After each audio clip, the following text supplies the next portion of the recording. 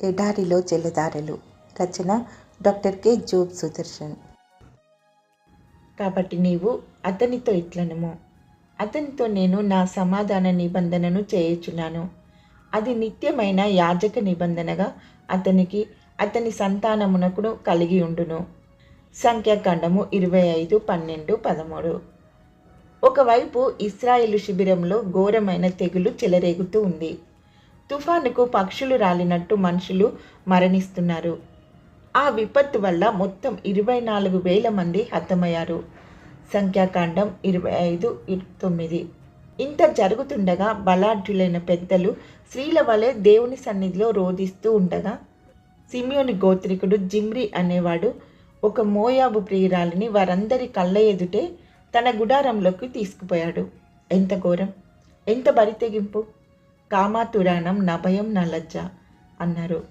కామంతో కళ్ళు మూసుకుపోయిన వాడికి భయం ఉండదు, సిగ్గు ఉండదు.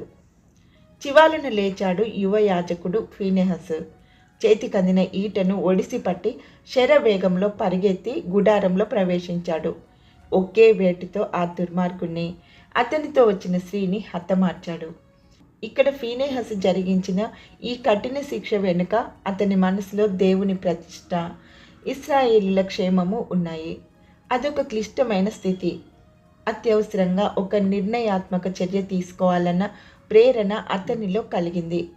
అక్కడ దయ, క్షమ, మెతకదనాలకు తావులేదు. ఇలాంటి క్షణాల్లో చూపే దయ దేవుని పట్ల ద్రోహం అవుతుంది. అలాంటి క్షణాన్ని, సందర్భాన్ని కనిపెట్టి తగిన చర్య తీసుకోవడం అత్యంత ఆవశ్యకం. ఫీనెహస్ జరిగించిన ఈ పని సమాజమంతటికీ రక్షణ హేతువైంది. తన ప్రజల మధ్య అతడు యెహోవాను ఘనపరిచాడు. శత్రు పన్నాగం పూర్తిగా విఫలమైంది. ఫీనెహస్ పని ఇంతటితో పూర్తి కాలేదు. తన స్వంత సమాజంలో చెడుగును పరిహరించాక శత్రువుపై దాడిలో కూడా ఫీనెహస్ ముందున్నాడు. 31:6. నవతరం నాయకుడు యెహోషువ వాగ్దాన దేశాన్ని ఇశ్రాయేళ్లకు పంచి ఇస్తూ ఉండగా రూబేను, గాదు, మనష్షే గోత్రాల విషయంలో ఇతర గోత్రాలకు కొంత అపార్థం కలిగింది.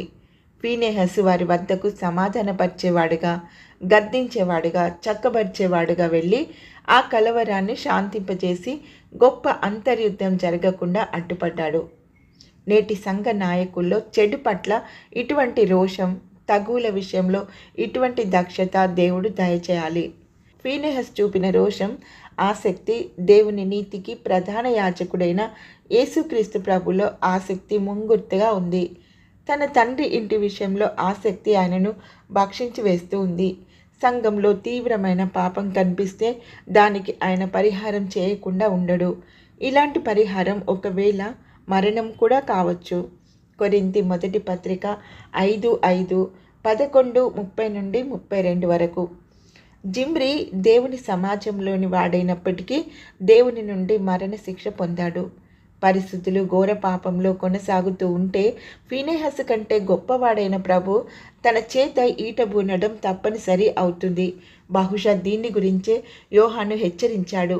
యోహాను మొదటి పత్రిక 5:16.